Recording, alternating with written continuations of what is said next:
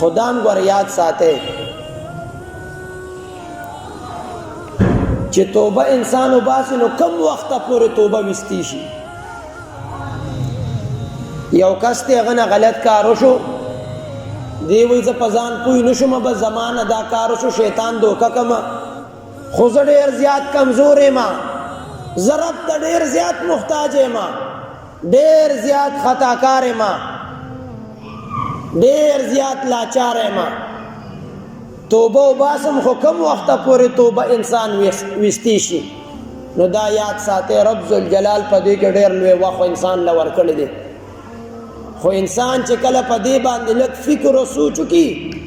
تدبر او تفکر پکې وکړي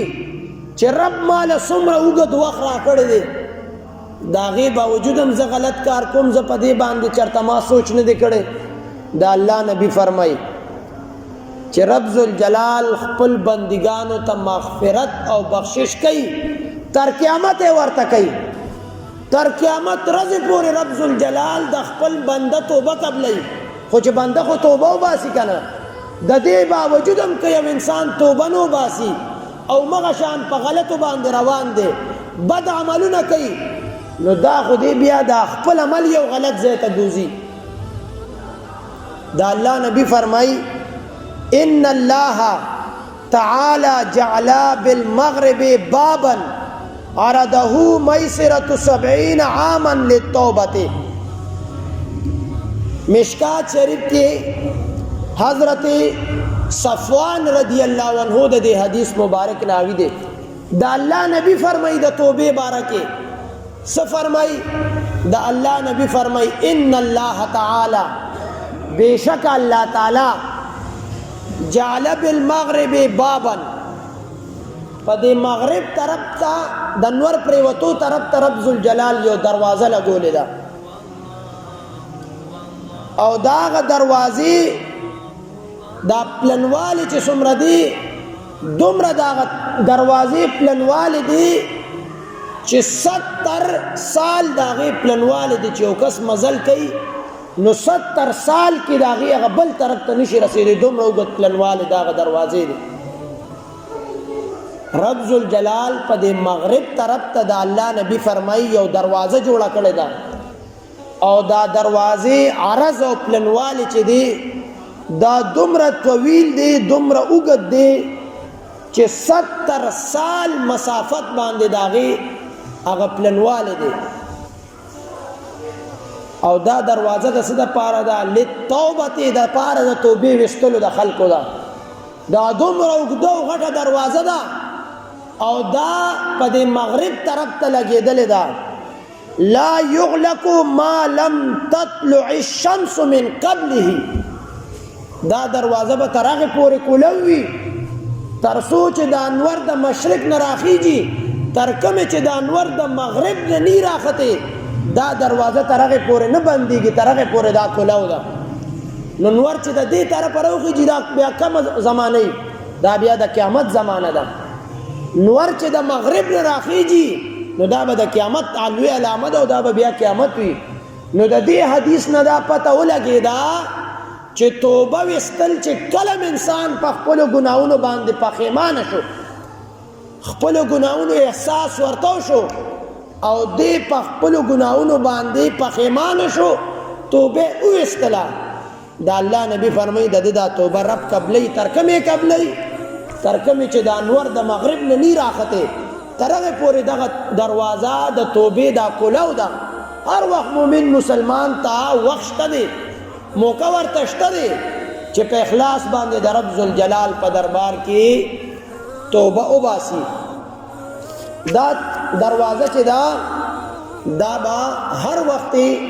تر د قیامت پورې کولوي. نو رب ذوالجلال دې مونږ ته په اخلاص باندې د توبې ویستلو توفیق را نصیب کړي. او انسان نه چې کله غلط کارونه کیږي علماء کرام فرمایي د غلط کار اثر دا د مجلس دی چې یو کس د بدو خلکو په مجلس کې کینی نو د دنه به ګناه کیږي. ځکه علماء یو مقوله ده لکل مجلس تاثیر د هر یو مجلس یو اثر وي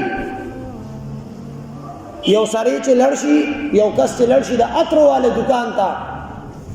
نو چې دی په دې عطرو دکان کې کینی که ده ته څوک عطر هم نه لګوي نو د ده نه به بیا هم د خوشبویۍ بوی ځي ولې د دغه مجلس اثر په دې باندې ولګېدو یو کس چې یو مصري خانې ته لړ شي دی په ګاډو کې خپله کار نه کوي خو په دغه مصري خانه کې تاویږي را تاویږي نو د دغه دکان اثر دا دی چې د دې به کپړې بسي دا به په هغه تور څیز باندې ګنده کېږي ولې د دغه ځای اثر دا دی یو کس چې کم یو کار روزګار کوي او په هغه خپل ځای کې پاتې کېږي نو د هغه ځای اثر به د په کپړو باندې لګېدلی وي نو یو کس چې غلط ځای کې کینی د ګناهونو په ځای کې کینی غلط مجالس اختیار کړي غلطو دوستانو انتخاب کړی دی د غلطو مرګرو سره دوستانه جوړه کړې ده دې بیا دغلته دا ګمان نه کوي چې دې ځای کې زمانه الله هم خوشحاله دی او د هغه رسول هم رانه خوشحاله دی په غلط ځای کې چې کینې غلط کار به کوې غلطو خلکو سره چې مرګړې نو غلط کار به درنه کېږي خو چې د سمو خلکو سره کینې د نیکانو خلکو سره کینې د پاکانو خلکو سره کینې نو بیا د هغې برکت دا دی رب به درته توبې ویستلو توفیق هم درکوي رب به ستانه د نیکۍ کار اخلي رب به په تا باندې رحمت هم راوري رب به د هغې پاک مجلس د برکت نه ستا کور کې هم خیرونه برکتونه راوري ستا په روزګار کې به هم خیرونه برکتونه ستا په هر یو لحظه کې به د رب ذوالجلال برکتونه رب هم درنه خوشحالي د الله نبی به هم درنه خوشحالي نو چې کله داسې یو مجلس کې مونږ پاتې شو چې هلته زمونږ نه ګناه نه کېږي هلته غیبت نه کېږي هلته حسد نه کېږي هلته تکبر نشته هلته د الله ذکر دی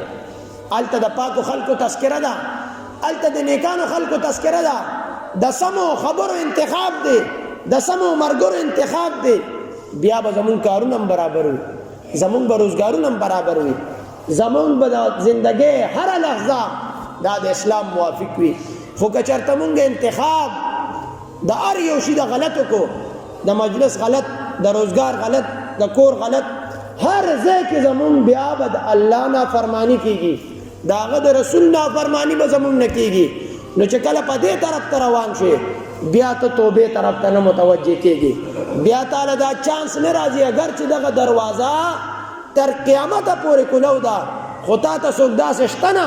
چې ستا تربیتو کې چې توبه وباسه توبه وباسه دا کم کار چې کې کم ځای چې کېنېږي دې ځای باندې الله خفه کېږي په دې کار الله خفه کېږي په دې روزګار الله خفه کېږي نو چې تا ته احساس نه کېږي توبه کم ده خو چې تا ته احساس کېږي دا د پاک مجلس اثر دی د پاکو دوستانو اثر دی د دې وجې نه رب ذوالجلال د زمونږ او ستاسو تعلق او وابستګي د پاکو خلکو سره نصیب کی او چې کله هم د چا تعلق د پاکو خلکو سره هغه وګرځېدو نو رب ذوالجلال بیا هغه ته د دنیا او د آخرت خوشحالی نصیب کوي